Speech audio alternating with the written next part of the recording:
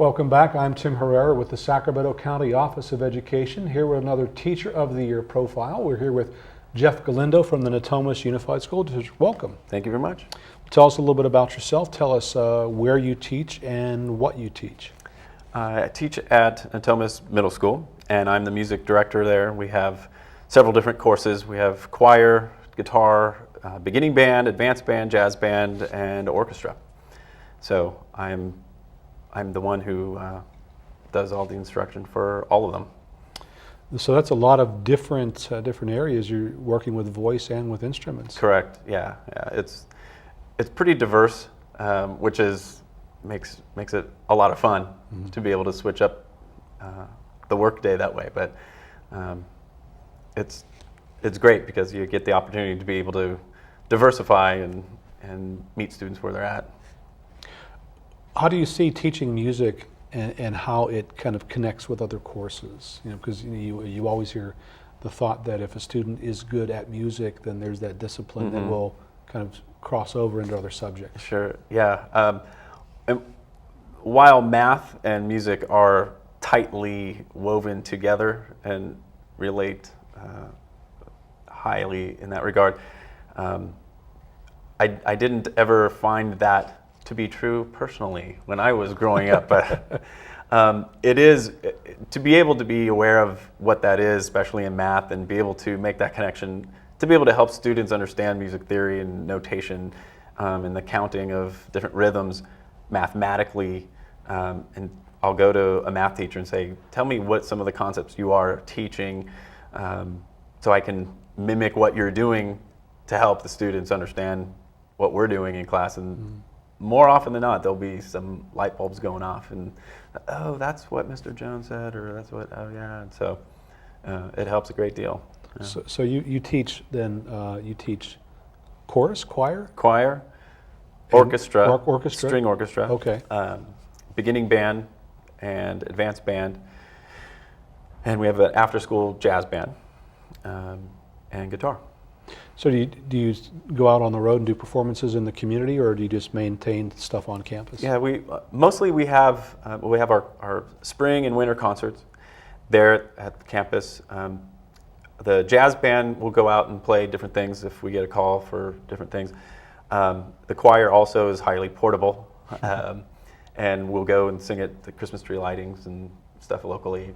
So we'll be doing those things. And then last year we did the first ever, with the help of Intercom High School band director, music director Sean Hines, first ever all district music night, and it was just a huge success.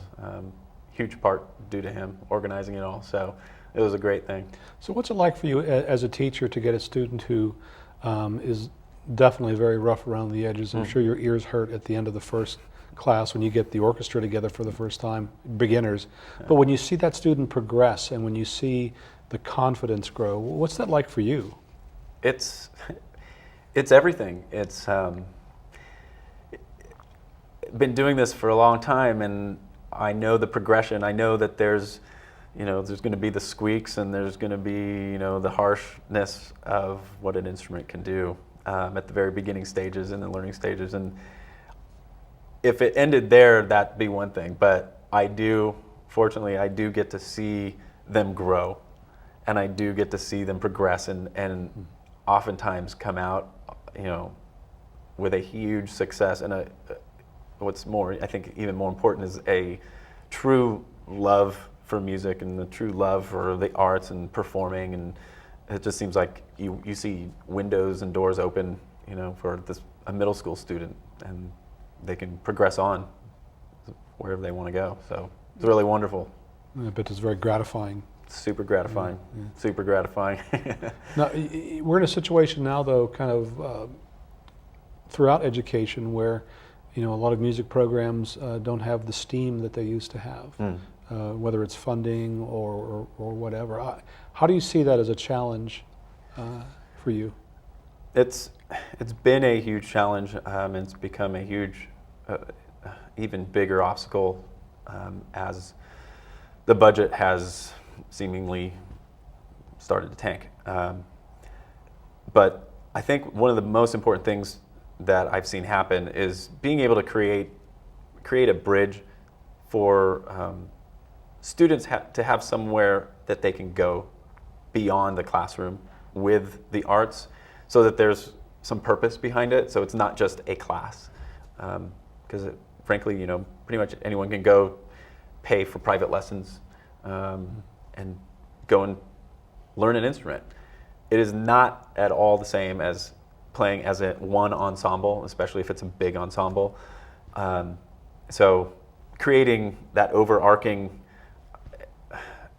back in the good old days, you had elementary school program, which led into the middle school, which led into high school. I mean, it was just a natural progression. And because of budget cuts, some of those building blocks in different areas have just disappeared. And so it has ended up being just a very single class-minded kind of thing. And it's been one of my biggest goals, is to recreate some of those bridges. And this year we celebrated with that all district music night by showing the public we have those bridges in place, from elementary school to middle school all the way through high school. And it was really awesome being able to see how that progression can lend itself to great success. Mm-hmm.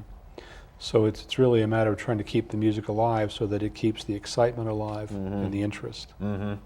Yeah, building the trust of the public and building the trust of the parents is huge. Just let them see, how great this can be. And that was part of the excitement about that night, was, being able to show, look at that, this is what happens. And by the time they get to high school and you listen to the high school, it was outstanding. And then getting those kids to play together as one in front of a large group. Right. Yeah. Very exciting for them. Yeah, exciting for them, and exciting for us as educators, and I think the parents were all equally excited as well to see not just that the individual elementary school did their thing, and then the different courses I teach, everyone got a turn, but the grand finale was elementary school. All of my performing ensembles and the high school's performing ensemble play "Oh Beautiful, America the Beautiful," and together. It was crazy.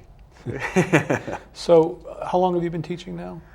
About 14 years. 14. So in that amount of time, what kind of changes have you seen in the classroom? And not just budgetarily, but what else have you seen, maybe with the students or?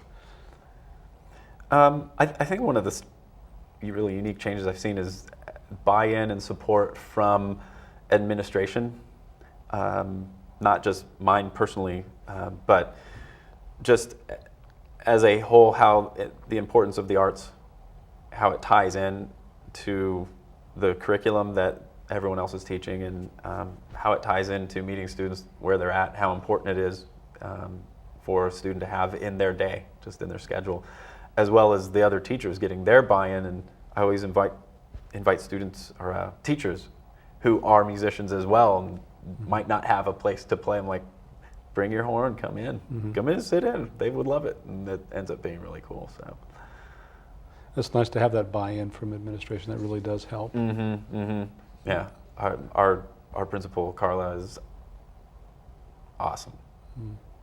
So what would you say to that person who's thinking of being a teacher, whether in music or in any other subject, and they're not quite sure if they want to make that commitment? What would you say? I would say that there are so many rewards to be had, but that they don't come freely. There is a price, and it's a lot of hard work and a lot of self-investment in not only what you do, but in the students themselves, and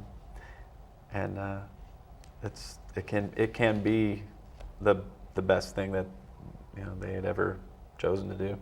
And that cost that comes with the effort that you need to put in to be a good teacher. Right, for sure. Well, congratulations to you for being named Teacher much. of the Year for the Natomas Unified School District. We've been speaking with Jeff Galindo. Thanks for your time. Thank you.